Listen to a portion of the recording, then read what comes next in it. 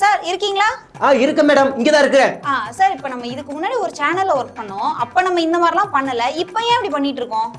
அப்படிலாம் இல்லை மேடம், அப்பயும் அப்படி தான் பண்ணோம். ஆனால் அந்த நேரத்தில் இருந்த சுச்சுவேஷனுக்கு இப்போ இருக்க கம்பேர் பண்ணவும் மனசாட்சியோடு பேசணும்.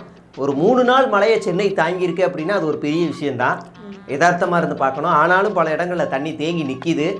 அதுக்கு இங்கே இருக்கக்கூடிய அரசியல் தலைவர்கள் மட்டும் இல்லை, அதிகாரிகளுமே கீழே இறங்கி வேலை செய்யக்கூடிய வேலைகளை நம்ம எல்லாருமே பார்த்துக்கிட்டு இருக்கிறோம்.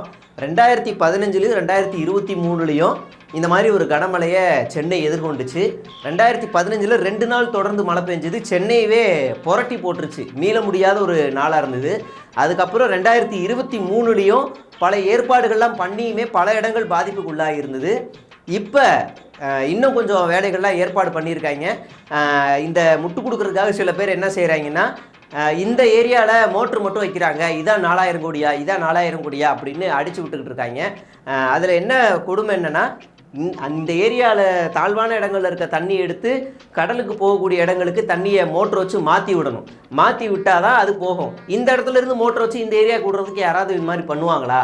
இந்த அரசியல் அதிகாரிகள்லாம் இங்கே இருக்கக்கூடிய ஆளுங்க பண்ணுவாங்களான்னு கொஞ்சமாவது யோசிக்கணும். அது மட்டும் இல்லாமல் பல வேலைகளில் நடந்திருக்கு. முக்கியமாக கரண்ட்டு கட் ஆகாமல் இருந்திருக்கு. வழக்கமாக தண்ணி தேங்கி நிற்கிற வேளச்சேரி, அப்புறம் அடையாறு, அப்புறம் முக்கியமாக சுற்று வட்டாரங்கள் இருக்கக்கூடிய பகுதிகளெலாம் தண்ணி தேங்கினாலும் அதுக்கான ஏற்பாடுகள்லாம் போய்கிட்டு இருக்கு. அதனால் இந்த ஊடகம் செய்யக்கூடிய அந்த பதட்டமான சூழலில் தான் இன்றைக்கி நம்ம ட்ரோல் பண்ணியிருக்கிறோம். ஒருவேளை நாளைக்கு இந்த பாதிப்புகள்லாம் மீளாமல் இருந்துச்சு அப்படின்னா நிச்சயமாக நம்ம ட்ரோலில் தான் பண்ணுவோம். அதில் எந்த மாற்று கருத்தும் இல்லை.